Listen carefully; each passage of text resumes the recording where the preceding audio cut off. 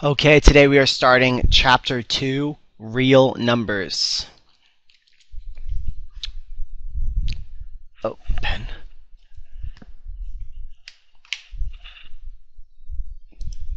We have this, we have this, we have this. Oh, yeah.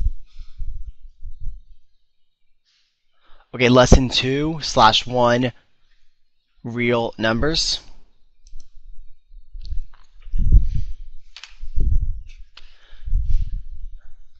Name the coordinates of the points graphed on the number line. The dots indicate each point on the graph.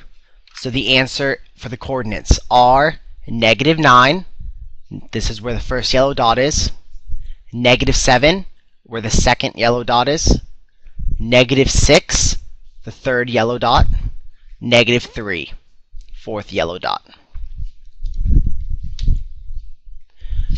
Name the coordinates of the points graphed on the number line. The bold arrow on the graph indicates that the graph continues indefinitely in that direction.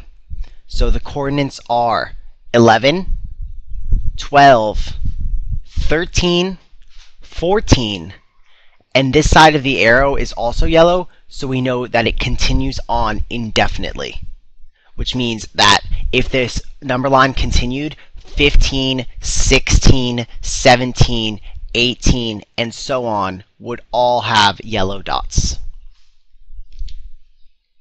Name the coordinates of the points graphed on each number line.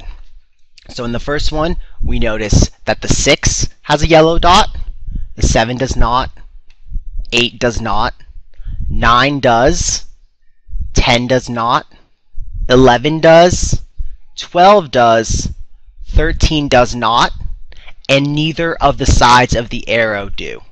So the answer is 6, 9, 11, and 12, written in brackets like this. B, we see that -2 does not, -1.5 does not, -1 does not, -0.5 does. 0 does. 0.5 does. What does? 1.5 does. And the arrow towards the right means that it continues indefinitely. So the answer is, in brackets, -0.5, 0, 0.5, 1, 1.5, and this ... the ellipsis, means that it continues indefinitely. Now, it says graph (1/2), (1/2), 0, 1/2, or 1/2, and 1 in brackets. So for the answer on a number line, you would put a yellow dot on the -1/2, not on the -1/4. On the 0, you would put a dot. Do not put a dot on 1/4. You would put a dot on the 1/2, not on the 3/4, and a dot on the 1.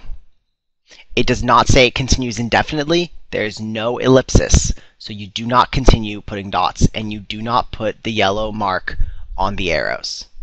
You only put the yellow mark on the -1/2, 0, 1/2, and 1. Now it says graph -1.5, 0, 1.5, and ... ellipsis. So the answer is -1.5. You do not put a dot on the -2. Do not put a dot on the -1. Do not put a dot on the -0.5.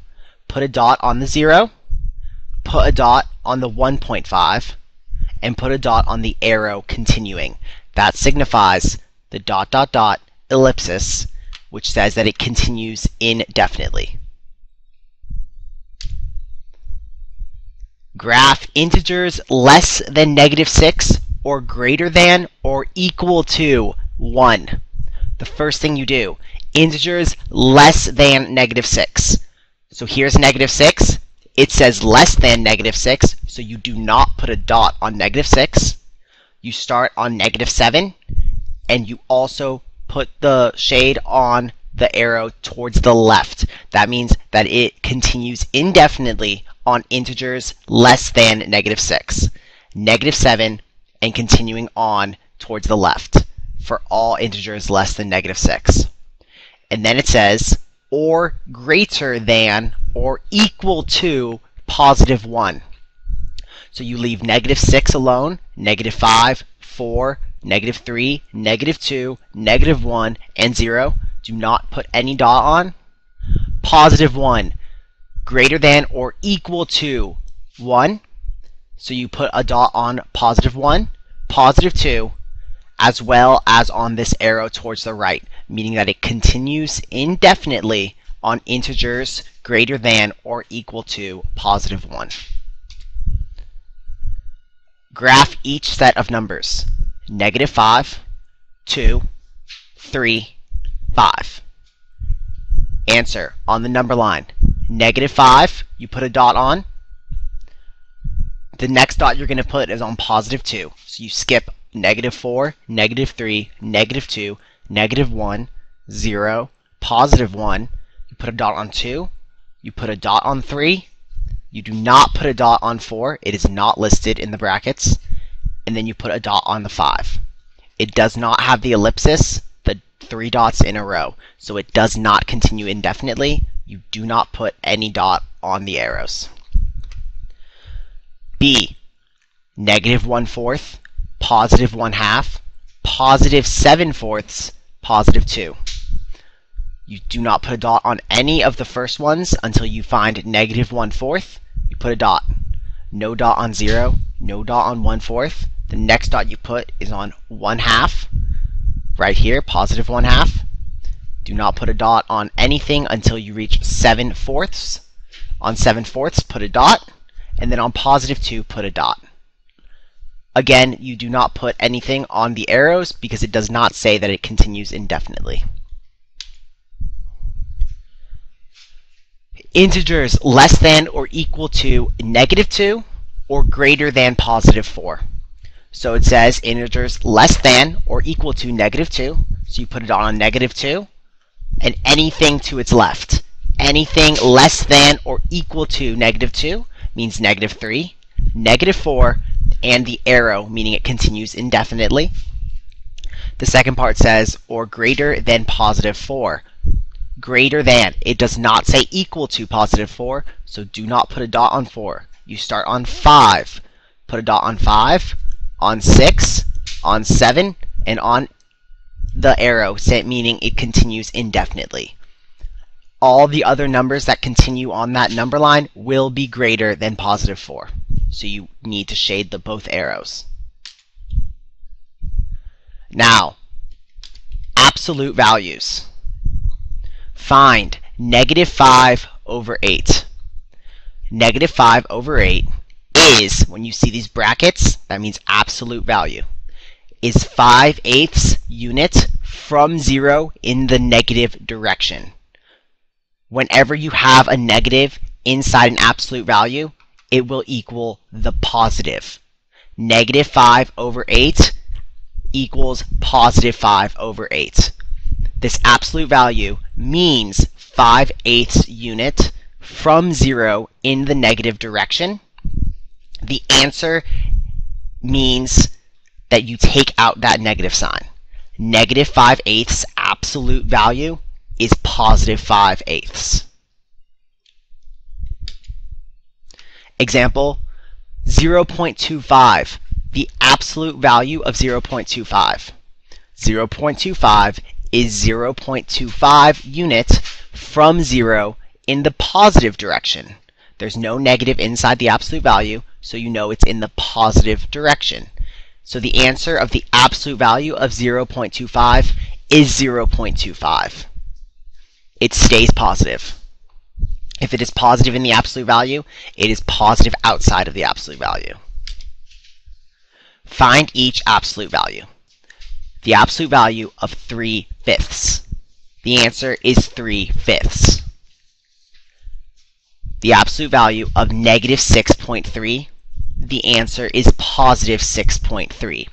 If there's a negative sign inside the brackets, the absolute value is always the positive of that. You will never have the negative inside of the brackets and have the absolute value be a negative. Negative 6.3, the absolute value is positive 6.3. Evaluate y minus 8 plus 5 if y equals 12. Y minus 8 plus 5, y is 12. So we substitute y for 12. We see right here that there's a 12, so that equals the absolute value of 12 minus 8 plus 5. 12 minus 8 is 4, so we have the absolute value of 4 plus 5. The absolute value of positive 4 is positive 4. It stays the same. So we know that 4 plus 5 is 9.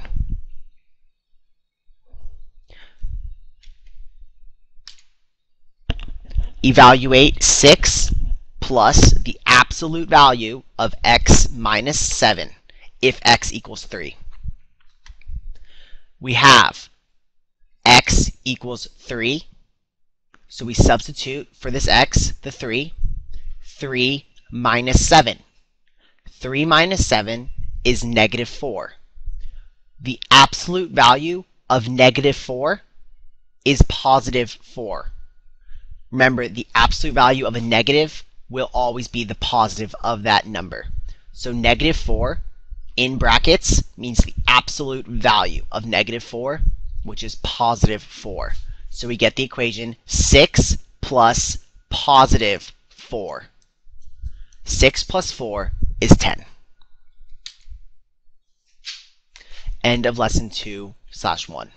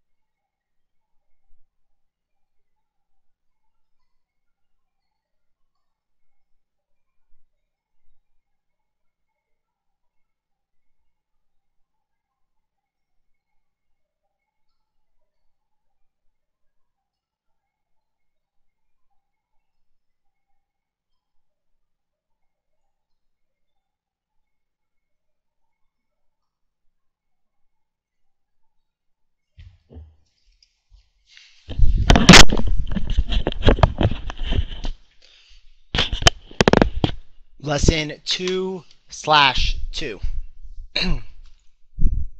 Using a number line to add rational numbers, subtract rational numbers to solve a problem.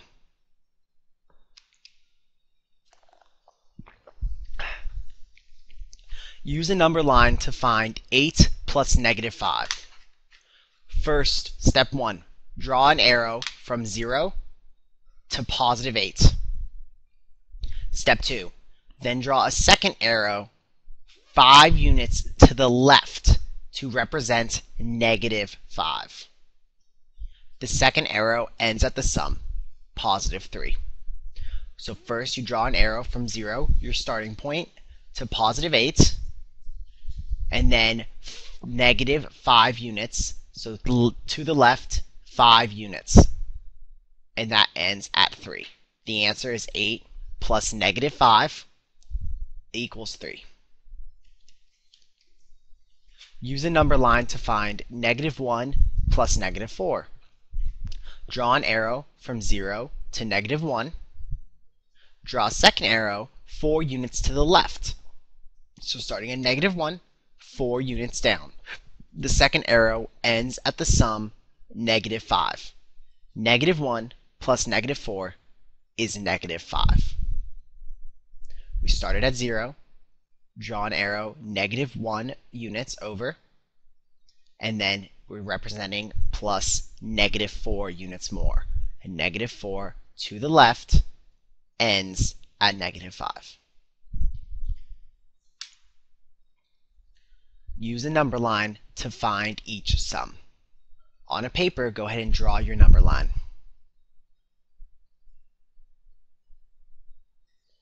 So on your paper, you should first start at point 0. You should then draw a line straight down to -6. When we then add the positive number 3. So you then, from that point, draw a second line 3 units to the right of -6 to symbolize plus 3 units, and you will end at the sum -3. For B, go ahead and draw a number line again. Start at 0, point 0. Draw your first line to -2, point -2. Then draw a second line starting at -2, 7 units to the left to represent plus -7. Your sum, the end of that second line, will be at -9. Find 6 plus -14. 6 plus -14 equals negative absolute value of -14 minus absolute value of 6. That is equal to negative of 14, the absolute value of -14 is 14, minus the absolute value of 6, which is 6. You subtract the lesser absolute value from the greater absolute value. Since the number with the greater absolute value is -14, the sum will be negative. The answer is -8. -14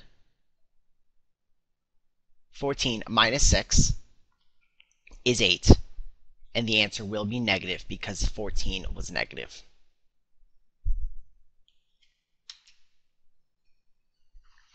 Find -3/7 plus -2/7. -3/7 plus -2/7 is equal to the absolute value of 3/7 plus the absolute value of 2/7. Because both numbers are negative, the sum is negative. So we have 3/7 plus 2/7 is 5/7, and we know that the answer will be negative because both of these numbers were negative. So 3/7 plus 2/7 is 5/7. Add the negative sign. The answer is -5/7. Find each sum. -12 plus -5. The first thing you do is you know that the answer will be negative because both of the numbers are negative.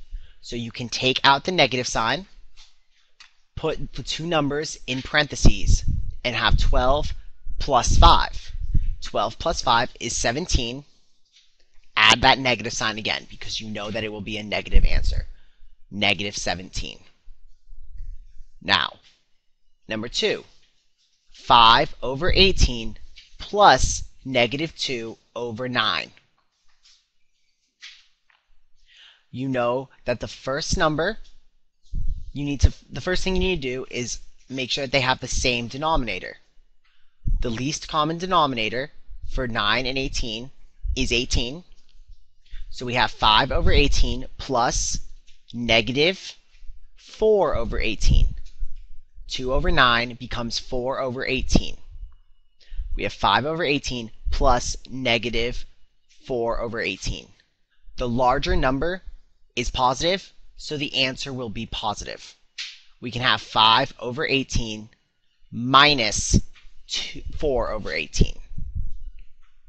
Add the positive to the outside and have it 518 minus 4 over 18. The answer will become 1 over 18. The larger number is positive, so the answer will be positive. The smaller number needs to be subtracted because it is a negative number. The answer is 1 over 18.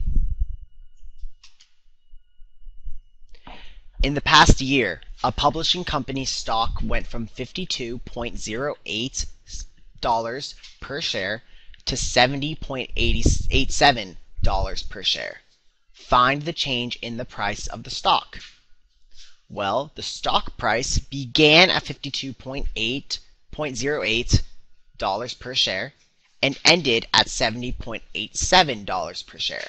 You need to determine the change in price for the year. To do this, you subtract to find the change.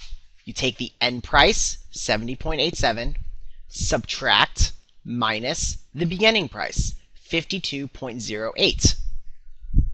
End price minus the beginning price. That gives you 70.87 plus -52.08. You can add the absolute values. So we have 70.87 minus 52.08 equals 18.79. The absolute value of 70.87 is greater, so the result is positive, 18.79. The price of the stock changed by 18.79. The problem asks for the change in a stock's price in the past year. Since the change in price was positive, the price increased. This makes sense since the ending price is more than the beginning price. The stock in a company went from $46.98 to $35.09 over a 1-month period. Find the change in price for the stock. Well, the end price was $35.09. The beginning price was $46.98. Because the larger number is negative, the answer will be negative. You have the answer as 35.09 minus 46.98. You use the same formula as before. So the change was negative $11.89. 35.09 minus 46.98. The absolute value is the larger number is 46.98, and it is negative. So the answer will also be negative. 35.09 minus 46.98. Negative 11.89 was the change in price for the stock. End of lesson 2/2.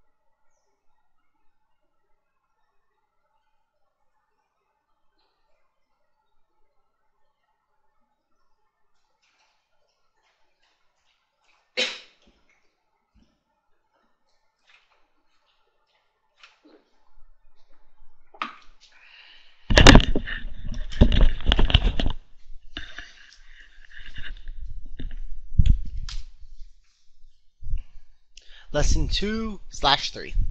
Multiply integers, simplify expressions, multiply rational numbers to solve a problem, evaluate expressions. -8 times -6. When you have the same signs, it will always be a positive product. So -8 times -6 will be positive 48. -8 times -6 becomes positive 48. 10 times -11.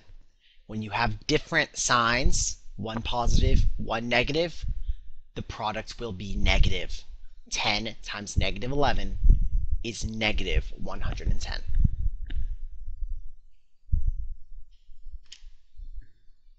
Find each product. -4 times +8. The first thing you know is that they have different signs. One is negative, one is positive. The answer will be negative. 4 times 8 is 32. The answer is negative 32. B. -6 times -12. Both integers are negative numbers. So if they have the same sign, negative times negative is a positive product. So 6 times 12 is 72. You have a positive sign, positive 72. Simplify the expression. 13x plus -6 times 4x. First thing we know is that 13x plus -6 times 4x equals 13x plus -6 times 4 with an x outside. When you multiply -6 by +4, the product will be negative because it has different signs. 13x plus -24x. You can then take out that x again and have 13 minus 24, x from the distributive property. 13 minus 24 is -11.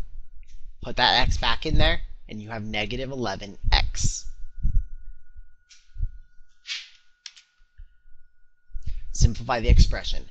-4, 3x plus 15x. The first thing we can do is take this x outside of parentheses, and we have -4 times +3. Anytime we have a negative times a positive, they have different signs, so the product will be negative. -4 times +3 is -12. -12x plus 15x is -12 plus 15 is +3. -12 plus 15, 15 is larger, so the answer will be positive. +3x. Find -2/3 times -3/4. They have the same signs, so the product will be positive. So we know it is -2/3 times -3/4 with a positive product. 2/3 times 3/4. Multiply the numerators. 2 times 3 is 6. Multiply the denominators. 3 times 4 is 12. The answer is positive 6/12, which reduces to 1/2. 1/2. The answer is 1/2, or 1/2. Now, multiply 1/2 by -1/2 by -2/5.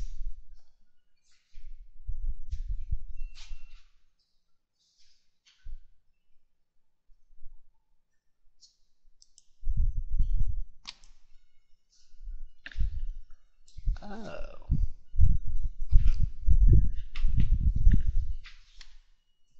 We have -1/2 times -2/5. So we know that if they have the same sign, it will be a positive answer. 1 times 2, you multiply the numerators, and then you multiply the denominators. 1/2 is 2. 5 times 2 is 10. Positive 2/10 reduces to 1/5.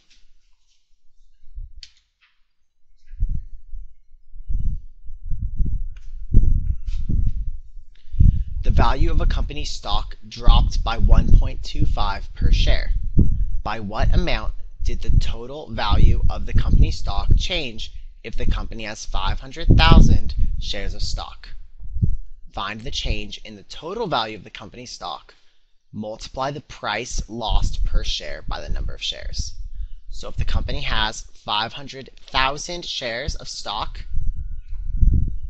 you multiply it by 1.25 per share, negative 1.25 because it dropped, times the total number, 500,000, is negative 625,000.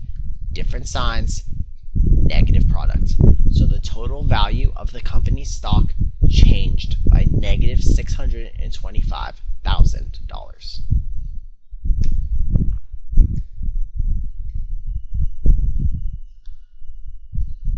A construction project is stopped by a winter storm. For every day that they are unable to work, the company loses $35,000. If the storm keeps them from working for 4 days, how much money do they lose? For every day that they are unable to work, the company loses, so we know it's going to be a negative. The company loses $35,000. The storm keeps them from working 4 days. How much money do they lose? Negative 35,000 times 4. Different signs, negative product. The answer is negative $140,000. They lose $140,000.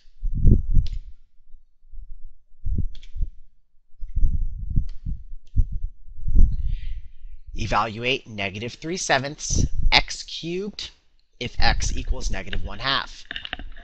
Well, we know that negative 3/7 times x is negative 1/2, negative 1/2 cubed. Negative 3/7 times negative 1/2 cubed is negative 1/2 times negative 1/2 times negative 1/2, or negative 1/8. Because negative 1/2 times negative 1/2 would be positive 1/4 times negative 1/2. Different signs, negative answer, negative 1/8. Negative 3/7 times negative 1/8, same signs, positive product. 3 times 1 is 3. 7 times 8 is 56. The answer is positive 3 over 56. Evaluate negative 3/4 m squared if m equals negative 2/3. Negative 3 over 4 times, substitute in negative 2/3 squared. We know that that is negative 2/3 times negative 2/3. Same signs, positive product. 2 times 2 is 4. 3 times 3 is 9. Positive. We know that negative 3/4 times positive 4/9. Different signs, negative product. 3 times 4 is 12. 9 times 4, 36. Reduces down. Don't forget the negative sign from the negative 3/4. Reduce down to negative 1/3.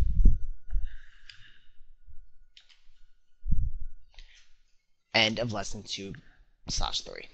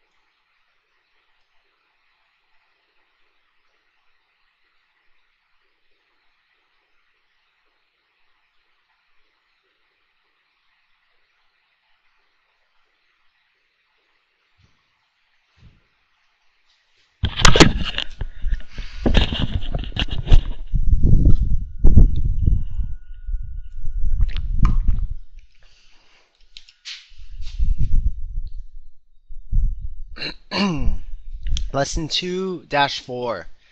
Divide integers, simplify before dividing, divide rational numbers to solve a problem, simplify algebraic expressions, evaluate algebraic expressions. Example 1. Negative 60 divided by negative 5. Remember, same sign, positive answer. So we have negative 60 divided by negative 5. We know that because that they're both have the same sign, the answer will be positive. So we can just look at it as positive numbers. 60 divided by 5. 5 goes into 60 12 times with no remainder. So the answer is 12, positive quotient. Find negative 108 divided by 18. They have different signs. We have negative 108 divided by positive 18. Negative 108 divided by 18. Negative 108, 18. 18 can go into negative 108 negative 6 times for 108, which has a remainder of 0. The answer is negative 6. Different signs, negative quotient. Find each quotient. Negative 80 divided by negative 4. You see that they have the same sign, so it's going to be a positive quotient, positive answer. Negative 80 divided by negative 4. Negative 4 goes into 80 20 times with no remainder. The answer is 20. Negative 105 divided by 7. Different signs, negative quotient. 7 goes into 105. Negative 15 times. We have plus 105. Again, no remainder. Negative 15.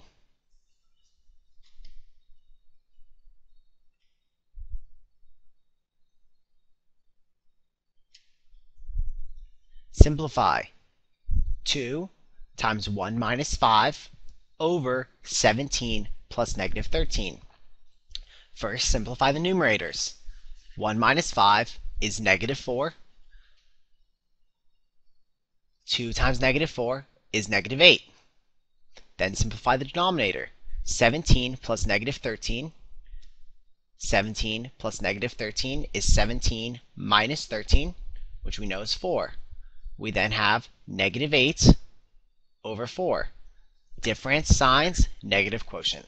Negative 8 divided by 4 is negative 2.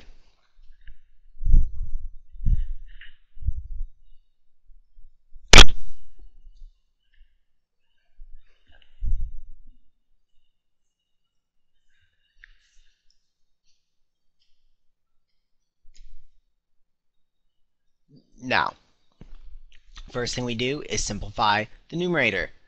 3 times negative 7 minus 6.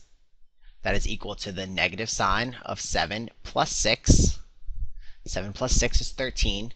So we know it is 3 times negative 13 over negative 16 plus 3. 3 times negative 13 is negative 39. Negative 16 plus 3 is negative 13. That is equal to 16. Take out the negative sign. 16 minus 3. Negative 13. Negative 39 divided by negative 13. Same signs. Positive quotient. 39 is divided by 13 3 times. The answer is positive 3.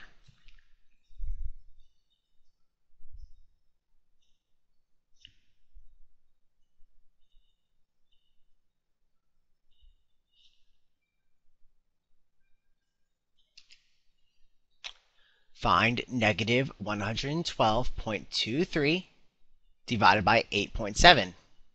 Use a calculator. Different signs, negative quotient. So you know that the answer will be a negative. You can either on your calculator do negative 112.23 divided by 8.7? Or because you know that the answer will have a negative sign, you can just remember that's going to be negative of 8.7 into 112.23. It gives you negative 12.9.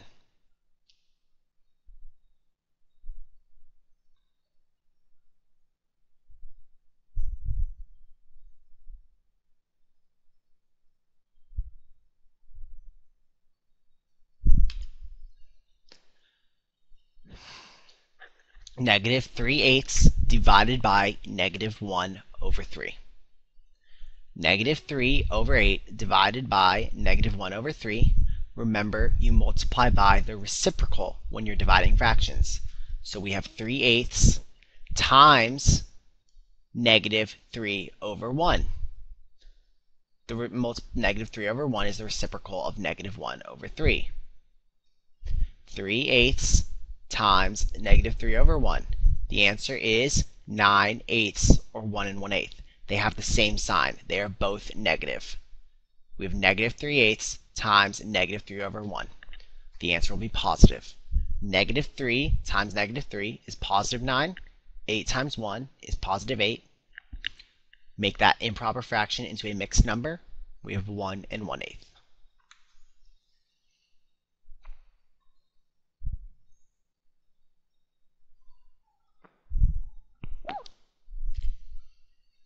Find each quotient. Negative 39.78 divided by negative 2.6. Immediately when you look at this, you know that the quotient will be positive. They have same sign, positive answer. You can use a calculator for 39.78 divided by 2.6. The answer will be 15.3. B, negative 3/8 divided by 2/5. We immediately know when we divide fractions, you multiply by the second fraction's reciprocal. The reciprocal of 2/5 is 5 halves, 5 over 2. They have different signs, so we will have a negative answer. 3 times 5 is 15. 8 times 2 is 16. Keep that negative sign because they have different signs. The answer is negative 15 over 16.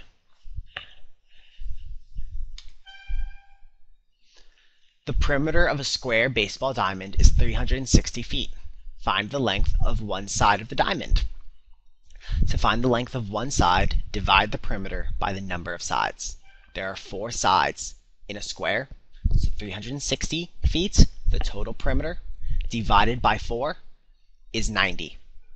360 divided by 4, 90.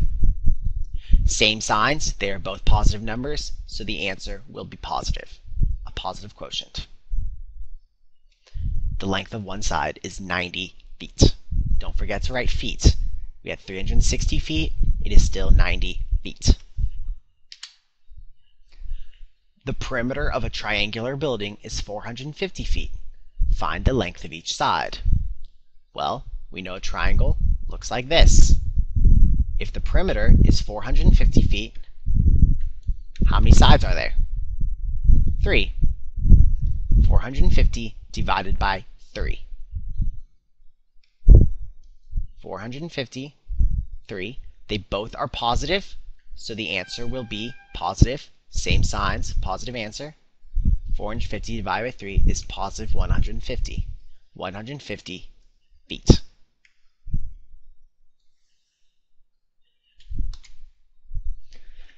Simplify. Negative 39b plus 65 divided by 13. Well, negative 39b plus 65 divided by 13. The fraction bar indicates division, so we can automatically put it as negative 39b plus 65 in parentheses divided by 13. 39b plus 65 times 1 over 13, which is the reciprocal of 13.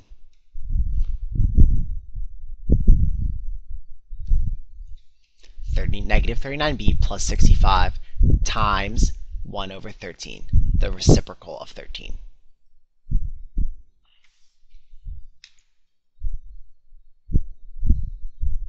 Negative 39b times 1 over 13 plus 65, 1 over 13.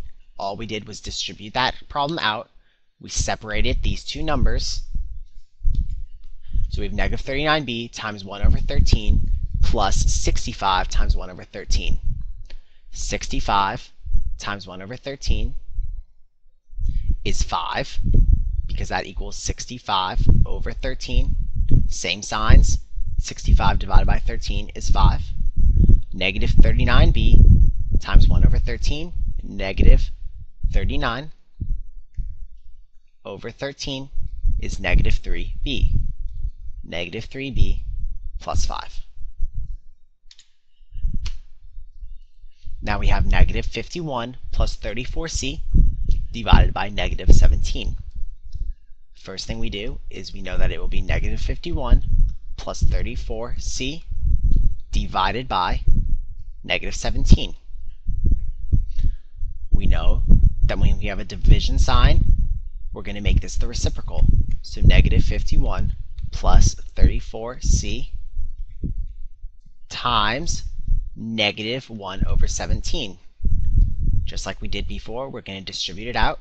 Negative 51 times 1 over 17 plus 34c times negative 1 over 17. Negative 51 times negative 1 over 17. Both have the same sign, so we know it's going to be a positive. Negative 51 over negative 17. 17 goes into 51 3 times. So we have positive 3 plus 34c. We have 34c divided by negative 17. When you multiply this across, 34c is over 1. They have different signs, so you know that the answer will be a negative number. 34c divided by 17 is negative 2c. So we have positive 3 plus negative 2c. The answer will be positive 3 minus 2c. 3 plus negative 2c becomes 3 minus 2c.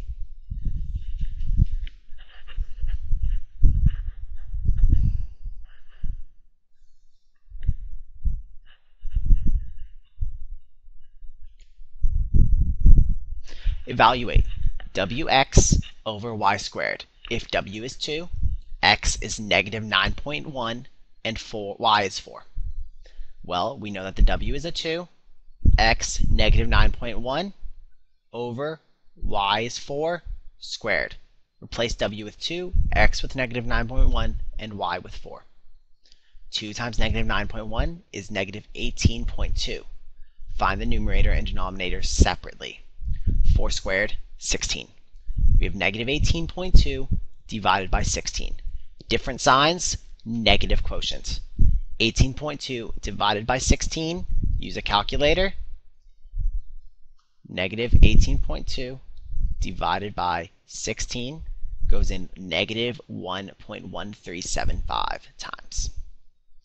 The answer is negative 1.1375.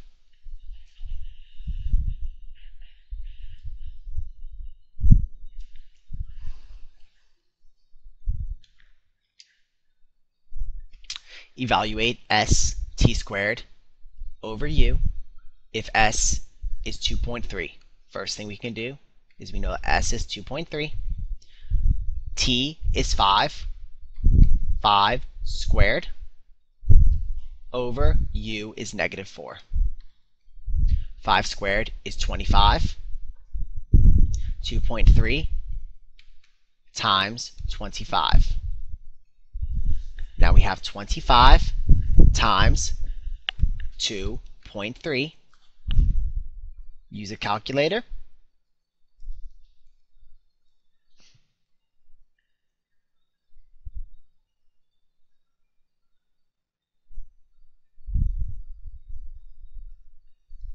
$57.5.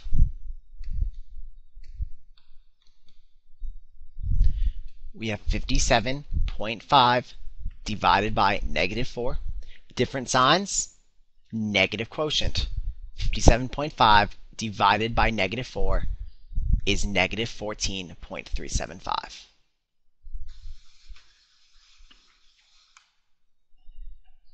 End of lesson 2/4.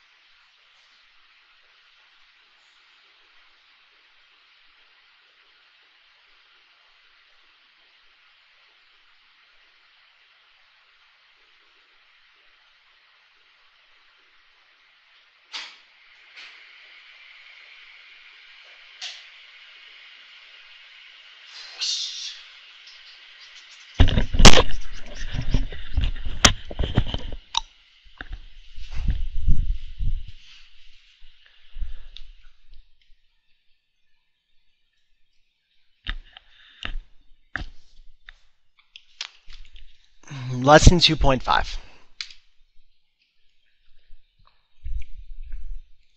Draw a line plot for the data 11, -2, 10, -2, 7, 2, 7, 4, 9, 0, 6, 9, 7, 2, 0, 4, 10, 7, 6, 9. Here's the line. You put X's next to every number you see. If it appears more than once, go ahead and mark it twice. You see -2 occur twice, 0 twice, 2 twice, 4 twice, 6 twice, 7 4 times, 9 3 times, 10 twice, 11 once. Here we have 3, 5, 7, 6, 0, -4, 6, 4, 7, 0, 0, -2, 3, 7. -4 appeared once, -2 appeared once, 0 appeared 3 times, 3 appeared twice, 4 appeared once, 5 appeared once, 6 appeared twice, 7 appeared 3 times. The Highway Patrol did a radar survey of the speeds of cars along a stretch of highway for 1 minute. The speeds, in miles per hour, of the 20 cars that passed are listed below. Make a line plot of the data. The lowest value is 64 and the highest value is 79, so use a scale that includes those values. Place an X above each value for each occurrence.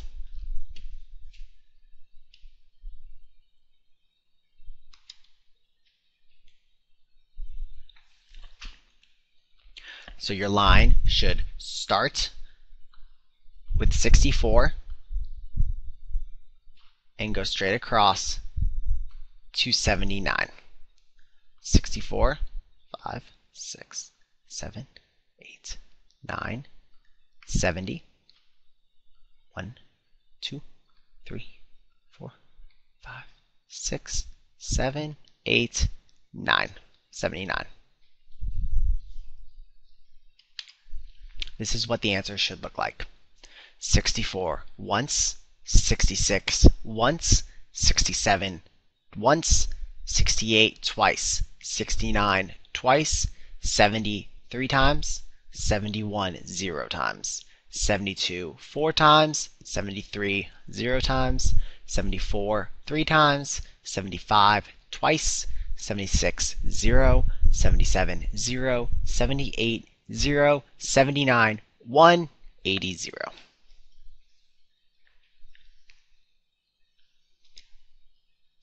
Which speed occurs the most frequently? Looking at the line plot, we can easily see that 72 miles per hour occurs the most frequently.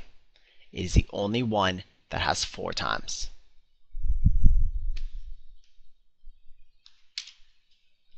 Students in Mrs. Barrett's class listed the number of family members in their households below. Make a line plot of the data. Which family size occurs the most frequently? Here are the lists of numbers. You immediately see that the highest number is 8. The lowest number is 2. So your line should go from 2 at the lowest to 8 at the highest. We have 2 for 2, 4 for 3, 1, 2, 3, 4, 5, 6 times for 4, 5 times for 5, 3 times for 6, 1 time for 8. Which family size occurs the most frequently? 4. 4 occurs the most frequently. Use the data below to make a stem and leaf plot. The greatest common place value is tens, so the digit in the tens place are the stems.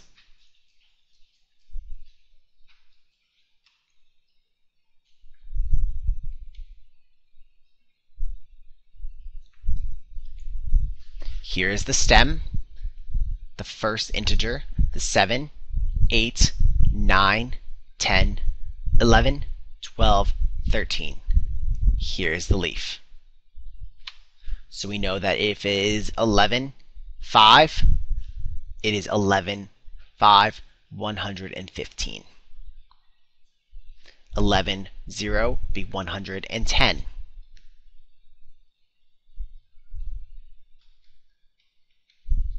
7, 8, 78. That is what the stem and leaf should look like.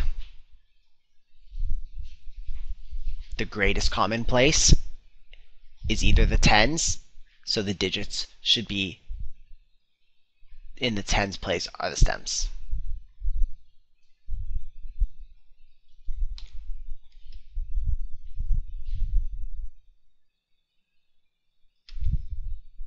Use the data below to make a stem and leaf plot. 3, 5, 7, 11, 10, 15, 21, 11, 13, 25, 32, 37, 21, 10, and 12. For all of the digits that do not have a 10 spot, the 10 is a 0. So it is 0, 3, 0, 5, 0, 7. And what the 0, 7 equals is 7. 10 spot goes on the stem, the digits go on the leaf.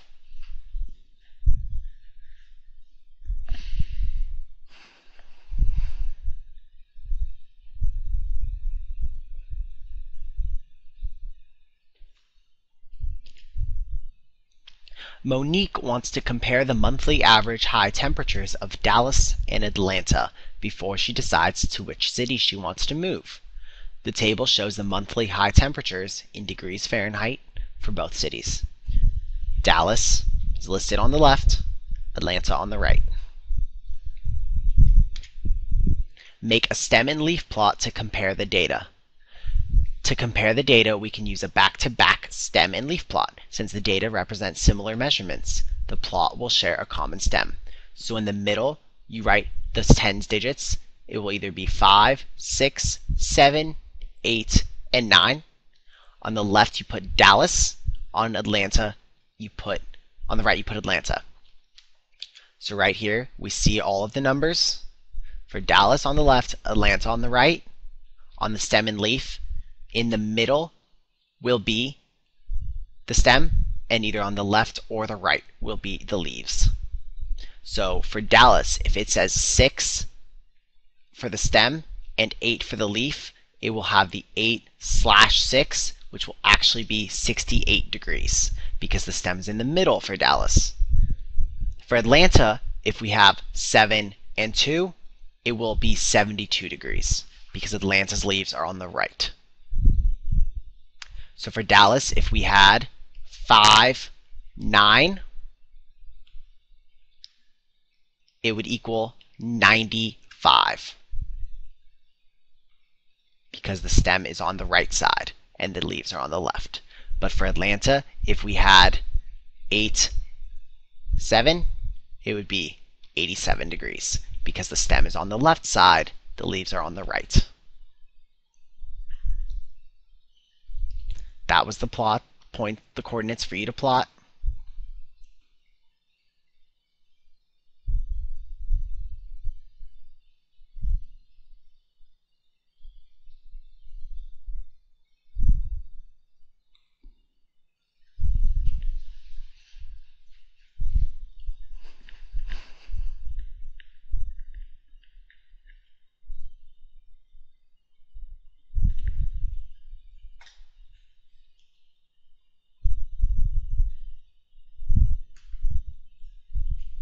And that is what it will look like. Stem in the middle, on the left the leaves for Dallas, on the right the leaves for Atlanta. What is the difference between the highest average temperatures in each city? Well, if we go back, we see that the highest in Dallas is 95. We see that the highest in Atlanta is 88. 95 minus 88, 7 degrees. The difference between the highest average in Dallas and Atlanta is 7 degrees Celsius Fahrenheit. Which city has higher average temperatures? Looking at the temperatures of 80 and above, we see that Dallas has a higher number of average temperatures above 80. We can go back right here, and we can see that Dallas has 2 in the 80s and 3 in the 90s. Atlanta only has 4 in the 80s. So Dallas has higher temperatures.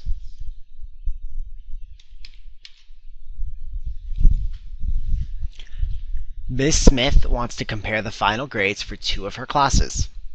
The table shows the scores for both classes. Make a back-to-back stem and leaf plot to compare the data. Stems in the middle, Class A on the left side, Class B on the right side. Here are the scores.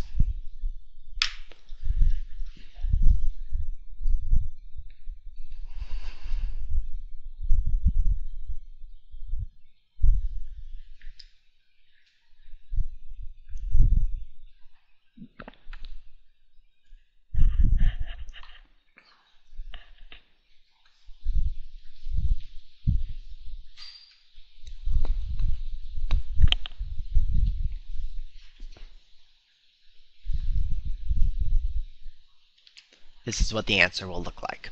And remember, when we're looking at Class A, the stem will be on the right side. The leaf will be on the left. Whereas for Class B, the stem is on the left, the leaf is on the right. So 8/9 is 98, whereas 9/1 is 91. Because when we look at the stem to the leaf, it goes left to right. But when we look at stem to the leaf, we're looking from left to right.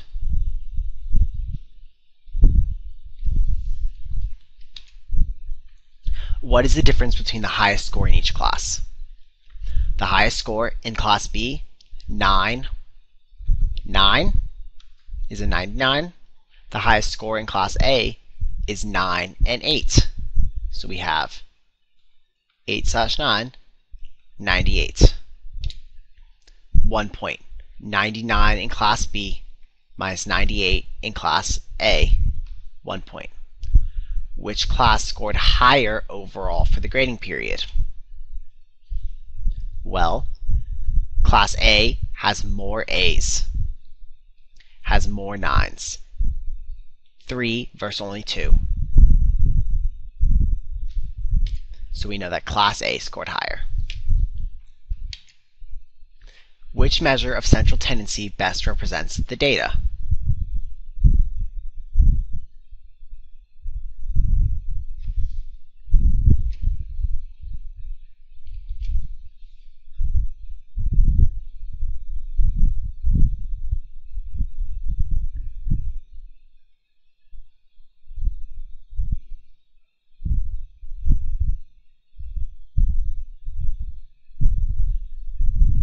Six 6.2.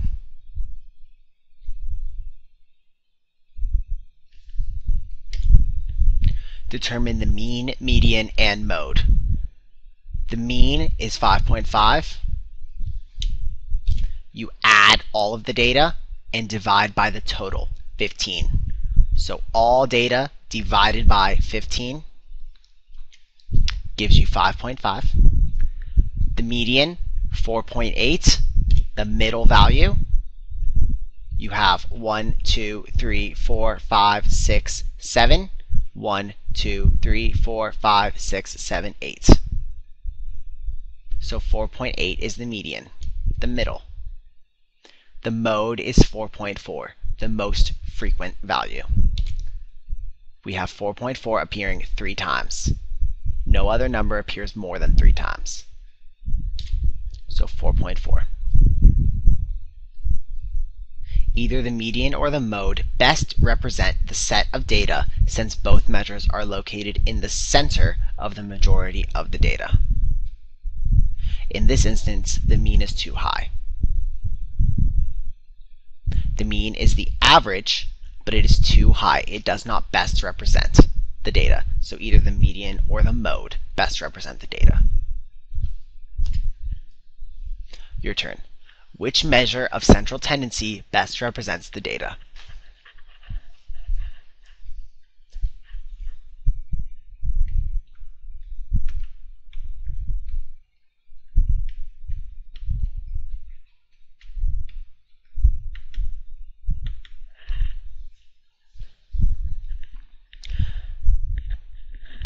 The mean is 2.9.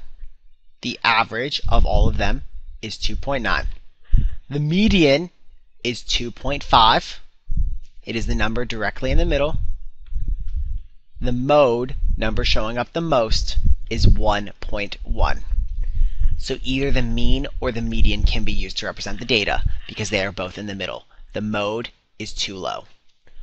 Either of these, they are in the middle.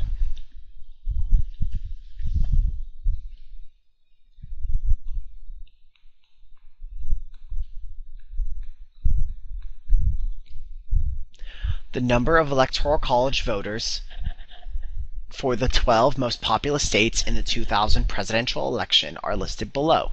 Which measure of central tendency best represents the data? The mean will be 23.6. You add all of the data, so the total divided by 12. There are 12 total numbers. It is 23.6.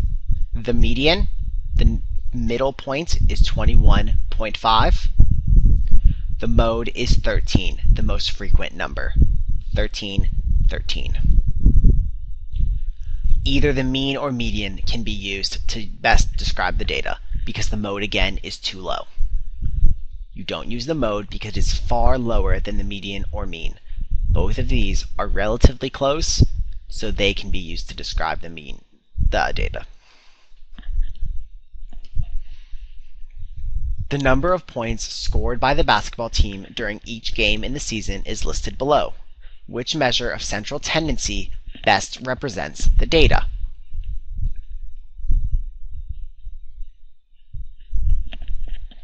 Well, either the mean or median can be used because the mode is too high.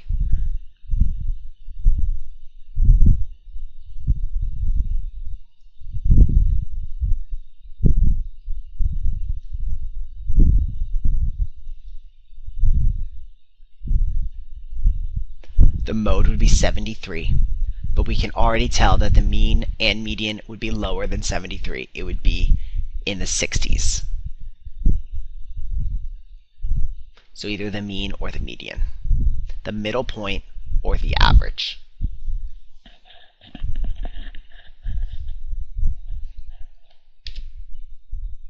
End of lesson 2/5.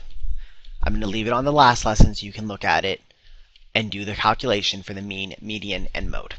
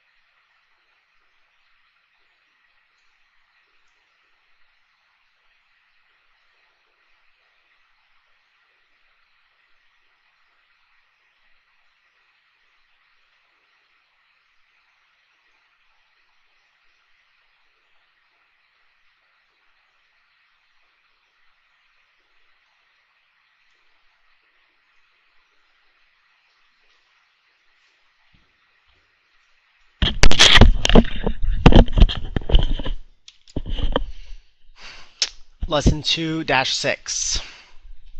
Find the probability of rolling a number greater than 2 on a die. There are 6 possible outcomes. 4 of the outcomes are favorable. That is, 4 of the 6 outcomes are numbers greater than 2. Sample space. 1, 2, 3, 4, 5, 6. The 6 possible outcomes. 3, 4, 5, and 6. The 4 numbers greater than 2. So the answer, the numbers greater than 2, 4 over 6, or 2/3. The probability of rolling a number greater than 2 on a die is 2 over 3. A class contains 6 students with black hair, 8 with brown hair, 4 with blonde hair, and 2 with red hair. Find the probability of a student with black hair. There are 6 students with black hair and 20 total students. So 6, the number of favorable outcomes, 6 students with black hair. 20, the number of possible outcomes, 6 plus 8 plus 4 plus 2. 3 over 10, or 0.3. The probability of selecting a student with black hair is 3 over 10, or 30%.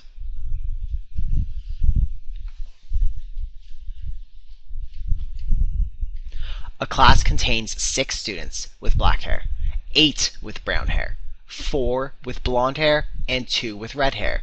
Find the probability of either red or brown hair. Now, there are 2 students with red hair and 8 students with brown hair. So there are 2 plus 8, or 10 students with red or brown hair. So 10 goes on the top. There are still 20 total students. 20 goes on the bottom. 10 over 20 reduces to 1 over 2, or 0.5. So the probability of having a student with red or brown hair is 1 over 2, or 50%.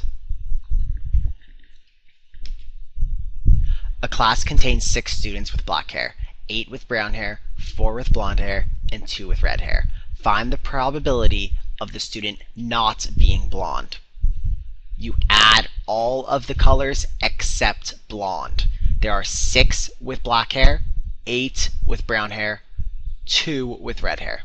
16 students do not have blonde hair. The probability of not a blonde is 16 over the total, 20. 16 over 20 is 4 over 5, or 0.8. The probability of selecting a student who does not have blonde hair is 4 over 5, or 80%.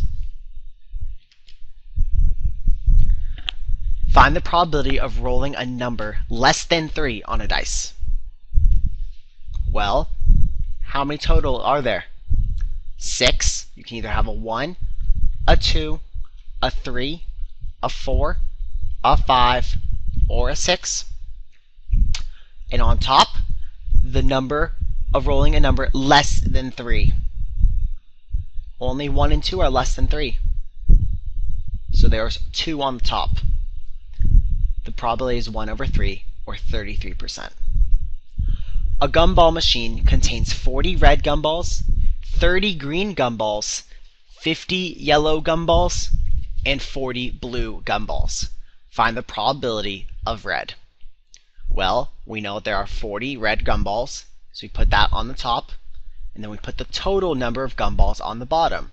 40 plus 30 plus 50 plus 40. 40 plus 30 is 70, plus 50 is 130.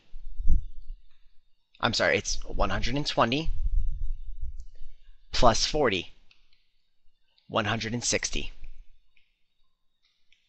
40 over 160 reduces to 1 over 4, or 25%. The probability of getting a red gumball is 25%, or 1 over 4. A gumball machine contains 40 red gumballs and 30 green gumballs, 50 yellow gumballs, and 40 blue gumballs. Find the probability of getting green or yellow. Well, again, there are still 160 total, green or yellow. That is 50 yellow plus 30 green. 30 plus 50 is 80. The probability is 80 over 160, which is 1 over 2, or 50%. A gumball machine contains 40 red, 30 green, 50 yellow, and 40 blue gumballs. Find the probability that it is not blue. 160 total. We have 40 red plus 30 green plus 50 yellow. It's 120 that are not blue. 120 over 160 is 3 over 4, or 75%. The probability of not picking a blue is 75%.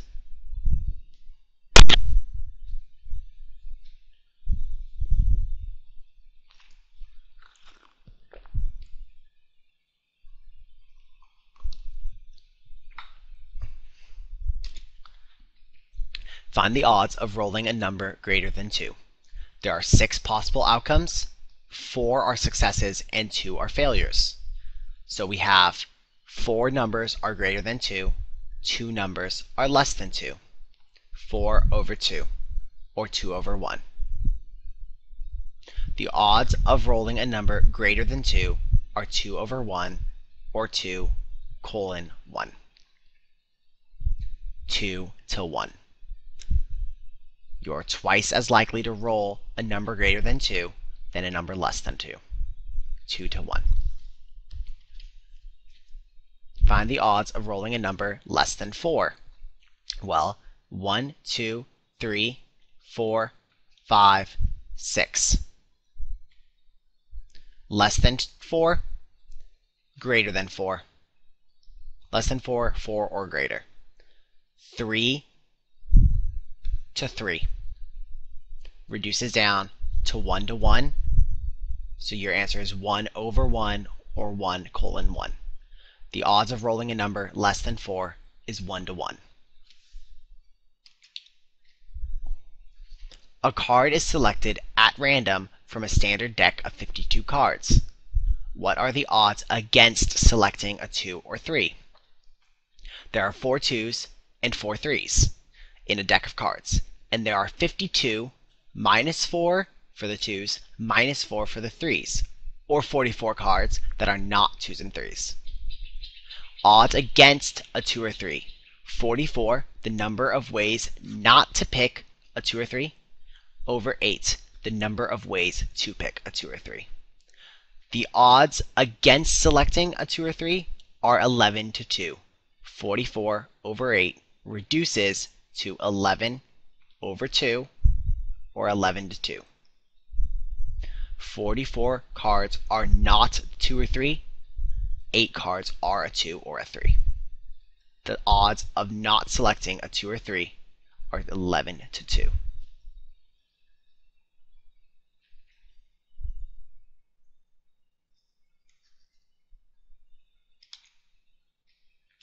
A card is selected at random from a standard deck of 52 cards. What are the odds against selecting a 5, a 6, or a 7? Well, how many 5s are there? 4. How many 6s? 4. How many 7s? 4. How many total cards are there? 52. So we know that on the bottom will be 12. 4 plus 4 plus 4 to represent the 5s, the 6s, and the 7s. There are 12 that could be a 5, a 6, or a 7. So the number on top is 52 minus 12. 52 minus 12 is 40.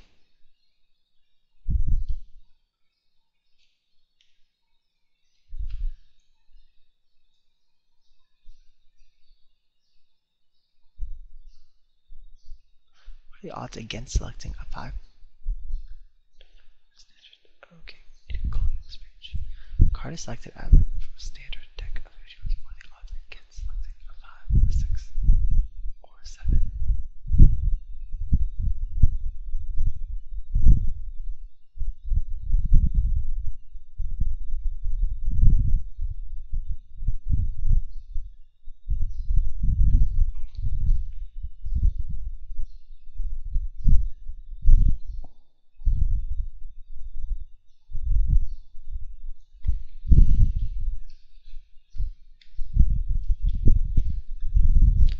40 that are not a 5, 6, or 7, 12 that are a 5, 6, or 7. Reduce that down, 10 over 3. 10 to 3.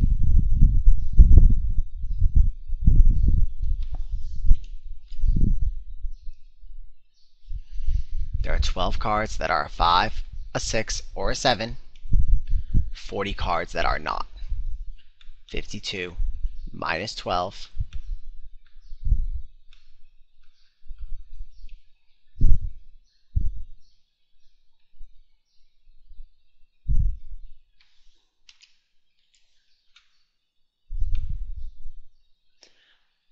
Melvin is waiting to board a flight to Washington, D.C. According to the airline, the flight he is waiting for is on time 80% of the times it flies. What are the odds that the plane will be on time? Well, the probability that the plane will be on time is 80%, so the probability that it will not be on time is 20%. The odds of the plane being on time are 80 to 20. Reduce it down, 4 to 1. The odds that the plane will be on time are 4 to 1. We have 80% of the time it is on time, 20% it is not on time. 4 over 1, 4 to 1.